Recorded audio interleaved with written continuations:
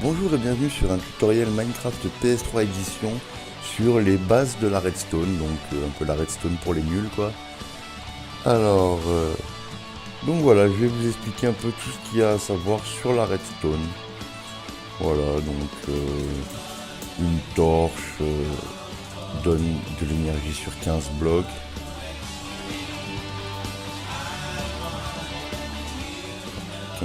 Voilà. Un répéteur, peu importe l'énergie qu'il reçoit, ressort aussi 15 blocs d'électricité.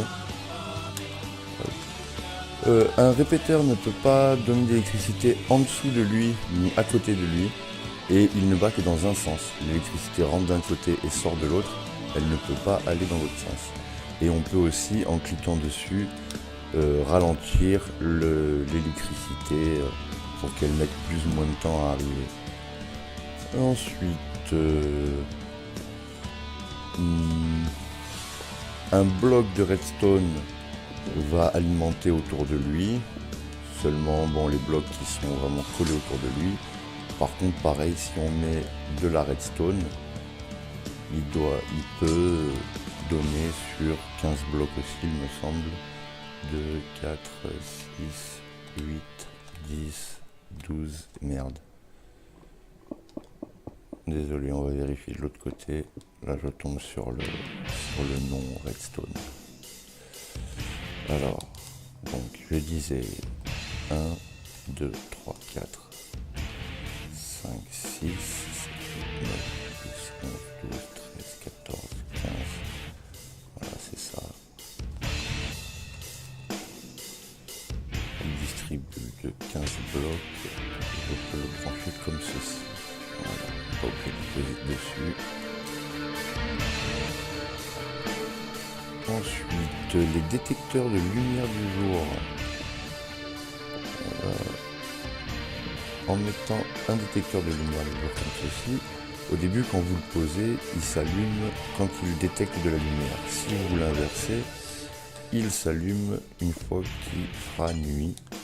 Et si vous enfermez entièrement le détecteur de lumière, bien sûr, il ne verra plus de lumière. Et donc, il s'allumera. Voilà.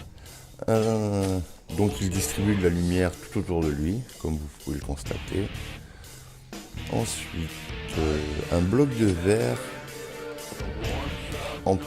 voilà, pourra laisser comme ça, enfin, empêchera pas le soleil de passer et donc vous permettra de garder vos systèmes dans la position que vous désirez. Un bloc de... Alors, n'importe quel bloc normalement, bloc de pierre, etc., n'importe lequel, peut transmettre de l'énergie. C'est-à-dire, si je le branche comme ça, là le courant est transmis dans le bloc. Hop, comme vous pouvez le constater, la lumière est allumée. Et donc je peux même le ressortir en faisant ça. Là je récupère l'énergie du bloc qui est là. Et donc je transmets un bloc peut très bien transmettre du courant si il y a un répéteur collé. Parce que si je fais comme ceci, le bloc ne transmet pas le courant. Mais avec un répéteur, voilà, le courant passe. Il n'y a aucun souci. Qu'est-ce qu'il y a d'autre à savoir sur la redstone? Ah, n'importe quel donc comme je disais, par contre, le verre n'est pas conducteur. Je sais pas si je vous l'ai dit, j'ai peut-être pensé mais je l'ai pas dit. Le verre par contre n'est pas conducteur. Voilà. Si vous mettez des blocs de verre, il n'est pas conducteur. Vous ne pouvez même pas mettre de redstone dessus, voilà. Vous êtes obligé de faire le tour. Donc voilà. Qu'est-ce qu'il y a à savoir? Ah oui, voilà, je sais. N'importe quel bloc mécanique, donc les pistons collants, distributeurs, lampe de redstone, il y a quoi d'autre? Dropper et bloc musical. Je pense que c'est tout, hein. Ça va marcher aussi avec la TNT. On va vérifier ça. Alors, donc je disais, n'importe quel bloc mécanique qui est en contact, on va séparer de 1, qui est en contact avec un bloc alimenté sera lui-même alimenté. n'y a pas besoin d'alimenter directement le bloc mécanique. Regardez, n'importe quel bloc qui est collé contre un bloc mécanique, si je l'alimente, non, je peux pas alimenter comme ça. Si je l'alimente, ça alimentera mon bloc mécanique. On va plutôt vous montrer avec des boutons, ce sera mieux. Hop. Voilà. Admettons, ça c'est quoi comme bloc mécanique? Bloc musical, voilà. Donc en mettant un bouton là, mon bloc musical, voilà, va s'activer.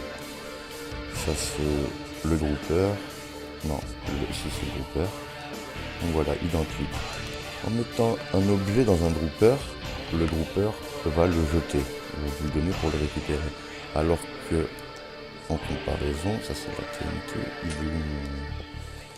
alors, excusez-moi, en comparaison, si je mets un distributeur, regardez, si je mets de la TNT dans un dropper, elle ne va pas l'utiliser, elle va me la jeter, voilà, et je vais récupérer ma TNT.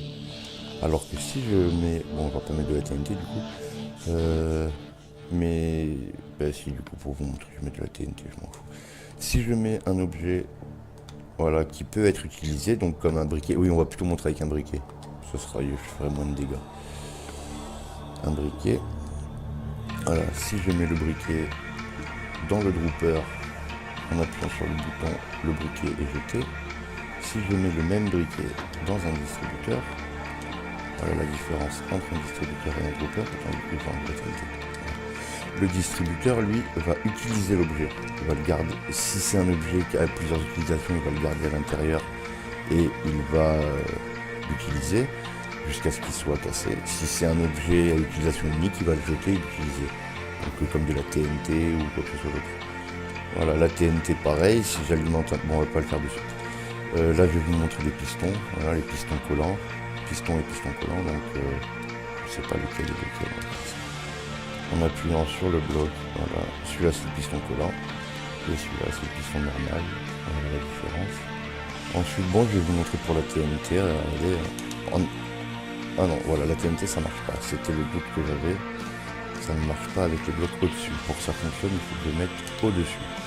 En faisant au-dessus. Ah oui, non, j'ai enlevé l'explosion de TNT, excusez-moi. C'est pour ça que ça n'a pas fonctionné, l'explosion de TNT. Voilà.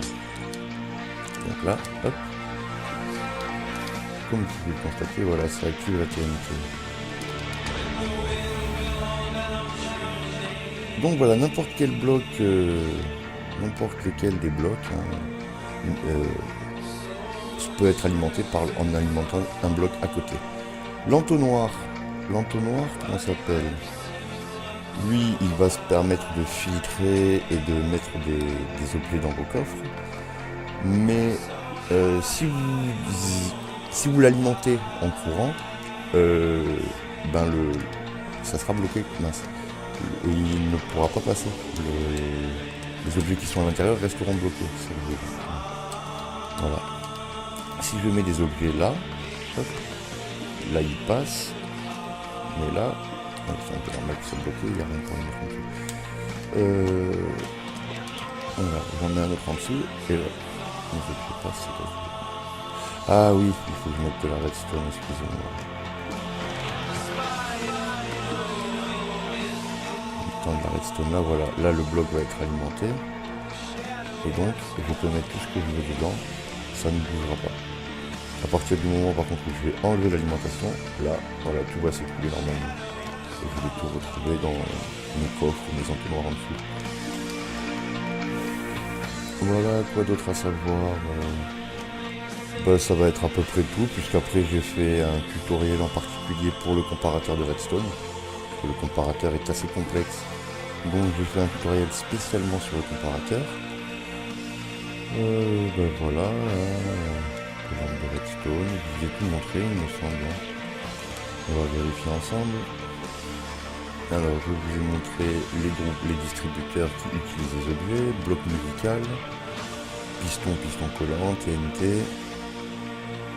Bon, les leviers, les boutons et les plaques de pression, les boutons en bois vont durer plus longtemps que les boutons en pierre. Donc, préférez les boutons en bois, les plaques en bois.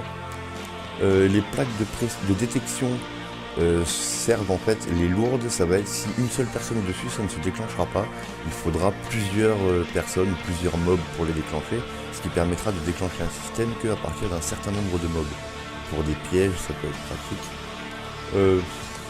Le crochet, voilà, oui, je vais pas montrer le crochet. Bah, le crochet, hein, c'est un interrupteur, sauf qu'il faut que vous le mettiez, voilà, avec des blocs séparés et que vous mettiez du fil.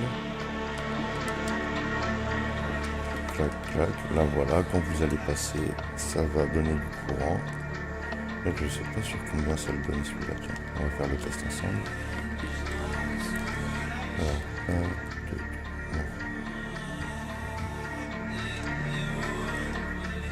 2, 4, 6, 8, 10, 12, 14, 16, 17. Il s'allume quasiment jusqu'au bout. Ah, ça doit développer une puissance de 15 aussi apparemment. Hop. Voilà. Ça s'allume jusqu'ici. Ouais, c'est ça, ça doit faire 15, 2, 4, 6, 8, 10, 12, 14, ah non, 16. Celui-ci développe une puissance de 16. Ah non, de 15, c'est ça. C'est parce que là, c'est trompeur à cause de la torche. La lumière s'allume parce qu'elle est collée à un bloc alimenté. Mais normalement, il n'est pas alimenté en lui-même, en fait. Voilà. Donc voilà, hein, la distance de base d'une redstone, hein, c'est 15.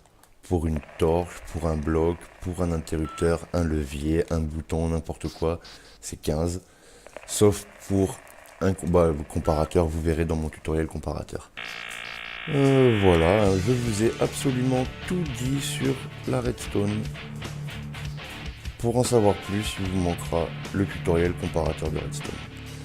Sur ce, j'espère que ce tutoriel vous aura plu. À la prochaine, likez, abonnez-vous.